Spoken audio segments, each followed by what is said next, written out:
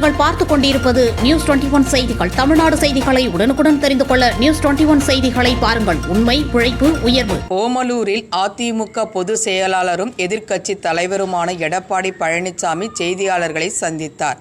சேலம் மாவட்டம் ஓமலூரில் உள்ள அதிமுக சேலம் புறநகர் மாவட்ட கட்சி அலுவலகத்தில் அதிமுக நிர்வாகிகளை அதிமுக பொதுச் செயலாளர் எதிர்க்கட்சி தலைவருமான எடப்பாடி பழனிசாமி சந்தித்து ஆலோசனைகளை வழங்கினர்.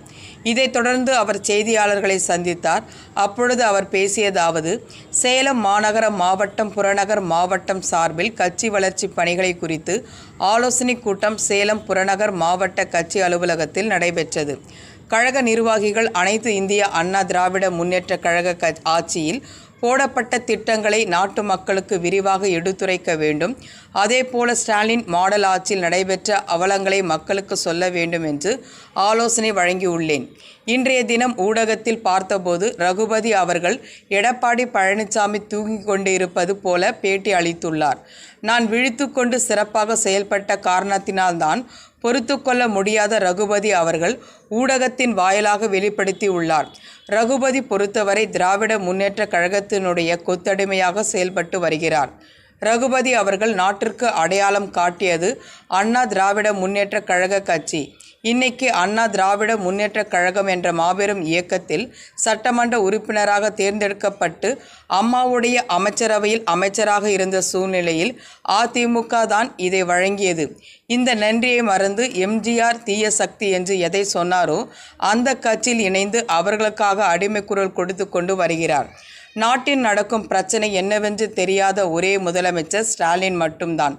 அண்மையில் வந்த செய்தி என ஒரு வீடியோவை காட்டி இனியாவது நடவடிக்கை எடுப்பாரா என நினைக்கிறேன் என கூறினார்.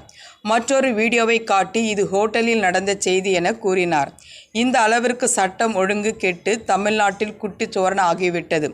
ரகுபதி கூறுகிறார், நான் தூங்குகிறேன் என்ற சட்டம் ஒழுங்கு தூங்குகிறது.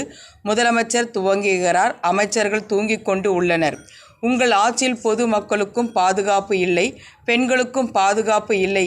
அவர்கள் பாதுகாப்பை அவர்களே ஏற்படுத்தி கொள்ளுங்கள் என கூறினேன்.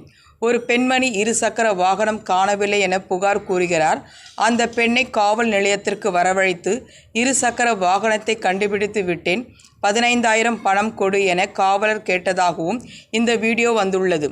மேலும் இந்த காவலர் எப்படி நடந்து கொண்டார் என்பதற்கு பேசுவதற்கு வாய் கூசுகிறது. அந்த பெண் சமூக வலைதளத்தில் தைரியமாக தெளிவாக கூறியுள்ளார். முதலமைச்சரும் சட்டத்துறை அமைச்சரும் கூடுகிறார்கள், எதிர்க்கட்சி வீணாக எங்கள் மீது பழி போடுகிறார்கள் என இப்பொழுது நான் காண்பித்த படம் ஒரு பெண் சமூக ஊடகத்தில் வெளியிட்ட வீடியோ தான். நான் உங்களிடம் காட்டுகிறேன்.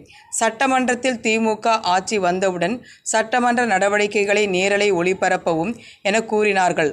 ஆனால் நாங்கள் பேசுவது அவர்கள் வெளியிடுவதே இல்லை. நீதிமன்றம் சென்றோம், அங்கும் நியாயம் கிடைக்கவில்லை. முதலமைச்சர் அமைச்சர்கள் பேசுவதை காட்டுகிறார்கள், எதிர்க்கட்சியினர் பேசுவதை காட்டுவதில்லை. அந்த அளவுக்கு மக்கள் பிரச்சனைகளை நாங்கள் எடுத்து பேசியிருக்கிறோம். அதை காட்ட மறுக்கிறார்கள். அதற்கான பதிலை மட்டும்தான் ஒளிபரப்புவார்கள். அங்கேயே அதற்கு நீதி கிடையாது. இங்கு செய்தியாளர் கேட்டால் எப்படி பதில் கூறுவார்? அதற்கு தெம்பு திராணியெல்லாம் இந்த முதலமைச்சருக்கு இல்லை.